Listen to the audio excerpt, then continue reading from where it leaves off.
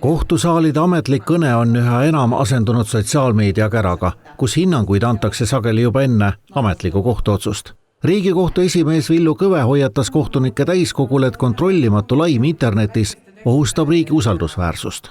Samas ei ole mingisugust võluvitsa, kuidas inimeste suusid sulge. Suusid ei peagi ju sulgema, eks ole. Aga osa inimesed haiged päriselt, kes levitavad oma igasuguseid neid jutte, neid ei peaks võimendama ka päris meedias pärast, ega neid uskuma. Selles mõttes tuleb väga selektiivne olla täna ja katsuda aru saada, mis on päris kriitika ja mis on ikkagi lihtsalt lahmiv sõim. Samal ajal ootab avalikkus kohtutelt rohkem selgitusi ja avatust. Tartu Ülikooli kaasprofessor Maria Murumaa-Mengeli sõnul ei piisa tänapäeval enam pelgalt pressiteadetest. Tänapäeval on kommunikatsiooninorm lihtsalt selline, et me ootame, et meile sotsiaalmeedia kaudu ka, mitte ainult pressiteadetes ja kohtuotsustes, vaid ka sotsiaalmeedia kaudu selgitatakse maailma ja seda, kuidas see toimib. See surve loob olukorra, kus ametliku kohtumenetluse kõrval kujuneb paralleelne sotsiaalmeedia kohus.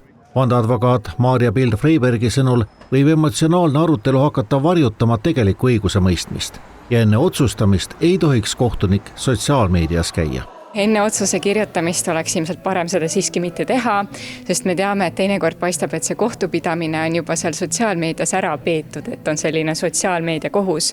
Ja minu teada paljud kohtunikud ka ütlevad, et nad enda kaasuse kohta ei loe, et hoida ennast sellise selge ja ikkagi enda otsusena. Riigikohtu esimees möönab, et sotsiaalmeedia kampaaniad võivad olla suunatud ka kohtunike mõjutamisele. Väga paljuski ma näen ka meedia ja kui ka sotsiaalmeedia kampaaniaid, mida tehakse tihtipeale asjas, kus kohus on otsust tegemaas. Ja tihtipeale ka teatud saated või jutud on suunatud selleks, et kohtunikku mõjutada. Et ta teeks teatud isikute kasuks või nende poolt soovitud viisil seda otsuseid ja seda peaks kohus suutma niivõrd vähemalt ignoreerida, et mitte mõjutada ennast lasta. Pingeline õhkkond tõstatab küsimuse, kust läheb piir kriitika ja isikliku rünnaku vahel. Maria Murumaa-Mengel rõhutab, et ükski amet ei tähenda kohustust taluda solvanguid.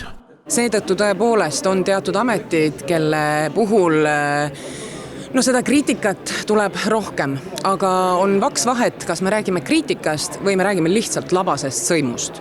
Ja labase sõimu puhul ei ole ükski amet seda väärt. Kuigi seadused kehtivad ka internetis, kipuvad inimesed seda unustama. Advokaadi sõnul tasub enne kirjutamist mõelda, sest sõnadel on päriselus tagajärjed. Et võib-olla mõelda ikkagi ka sotsiaalmeedias 2 korda enne kui kirjutada, et me oleme rääkinud võib-olla Delfi kommentaariumist väga palju, et seal käib igasugune selline kibe andmine, aga isegi seal toimetatakse teksti. Sotsiaalmeedias alati ei jõua. Et jah, et võib-olla inimesed elavad ennast selliste väga räigete väljenditega välja, aga neid ju loevad päris inimesed. Ehk siis mõtleme enne ja siis ütleme.